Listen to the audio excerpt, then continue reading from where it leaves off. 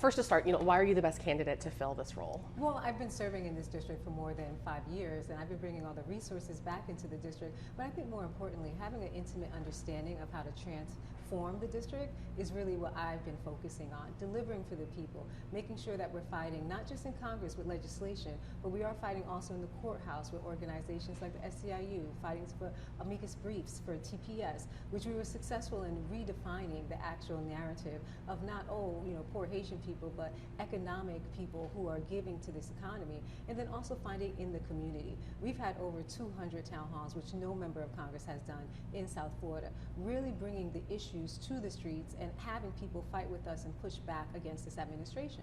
And so we've been tried and true and tested. And I always say that it's not just about experience, but it's about people who have the heart for the community, the love for the community they serve, and unapologetically can provide for the community. And I'm the only person in the race who's done that consistently. I'm not running from any seats because I think it's easier. I'm digging my heels in, unflinching, and making sure I'm delivering for this district. Yeah, and of course this seat has been led by a black lawmaker for the last over 30 years.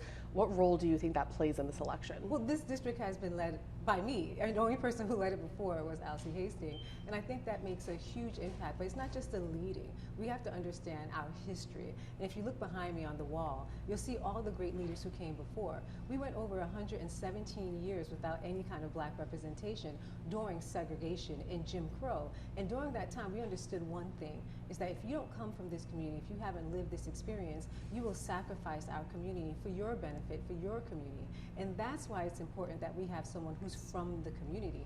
And being from the community has nothing to do with color. It actually has to do with someone who's lived here and understand our background. And so when we talk about why this district is a black access district, it really is about experience. It really is about what we have gone through. And to say that this district is a Broward County seat is complete erasure, because the truth is the people in this district have not been all treated the same as residents in Broward County, and we know that to be true. So we have to consistently continue the legacy of representation from within and not people from outside coming in.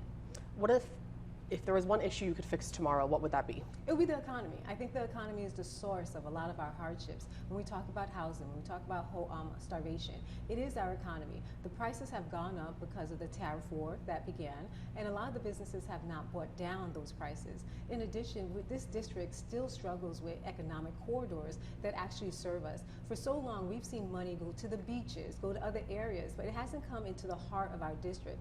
As I've been in Congress, I brought in more than $980 million to try to create that economic corridor for us so we could see our communities actually start flourishing instead of being skipped over and going to the other communities. And that's really what's at the heart of this. If we can fix the economy, then we can help people buy homes, stay in their homes, have the credit for their homes. Then we can help our seniors also who are starving right now. We looked at all the cuts that came through the big ugly bill, but also what's compounding it is that Social Security has not had a COLA raise, which is the cost of living. They haven't had one. So our seniors now have a fixed income, not taking into consideration the cost of food, not taking into consideration the assessment fees, the rising prices everywhere. And so we've seen more seniors now who are going hungry than we've ever seen before. And unfortunately, there's a correlation with that number who are going hungry, also with the ones who are committing suicide. And I think that's what's the most startling, is that for the first time, we're finding people who actually worked hard to attain the American dream, watching it crumble right through their fingertips. And you touched on it there, but what are the top 3 issues you think are the biggest in this district, and what would you do in your first year to fix those? Well, the top 3 issues, as I mentioned, is the economy, which encompasses housing and also Social Security. The second one also is going to have to be healthcare. And I always talk about healthcare is because we can fix the economy all we want, but when we have people who are dying, getting sick, lack of mental health services, you'll have a lot of people who have trauma, anxiety, who can't function, who can't work.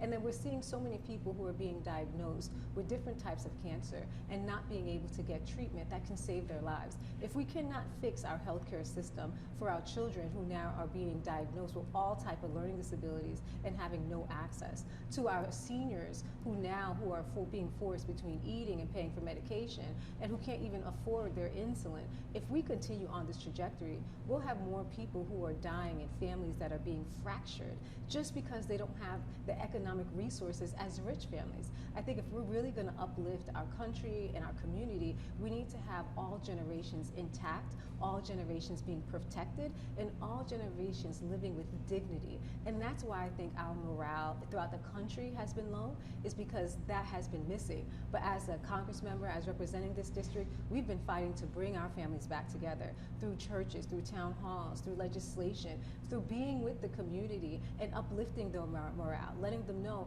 every time we took on a fight, we have won.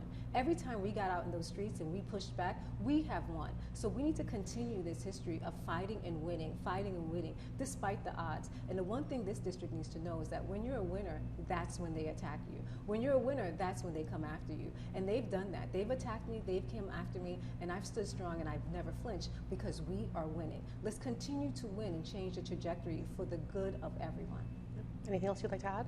Well, I thank you so much for being here, and I think it's very important in this election. Everybody knows what this is really about. This is about the strength of our district to set our priorities and to finally attain our dreams of having equity when it comes to economic justice, when it comes to health care, making sure that every person in our family could succeed and live with dignity, especially our neighbors who are in TPS and our seniors who we fought for and our veterans, making sure that we're fulfilling the promise to our veterans to take care of them. They fought for us, they risked their life, and we owe them. And so this election is about really standing strong and fighting the right fight to protect everyone. Yeah. You mentioned the attack there. Just quickly, if you could also talk about, following the findings of the House Ethics Committee, why should these residents trust you? Well, I've been in this district for more than 35 years, and I was CEO for 15 years, and I've never had any accusation. And if you're in a healthcare company and you've been the CEO for 15 years and you had never had an accusation, at my time in Congress, I've never had an accusation. It's interesting how all of this comes right before redistricting, while we have a member from another district trying to push their way into this district. But for these false accusations, I would have went unopposed again, because the people in this community know one thing, is that I go hard for my community. I go hard for this district. I work night and day, never sleeping for this district until I see transformation. So this was just a political ploy that was instilled so I can be weakened and they can come from the district, and now we're seeing evidence of it. But the one thing that I know for sure, when I talk to the district, they tell me, Sheila, we see right through it. They've been here before, even with Alcee Hastings, when we finally got black access districts, the attacks that came. Same situation, same people at play, and it's going to be the same victory for the people, and we're going to keep this seat.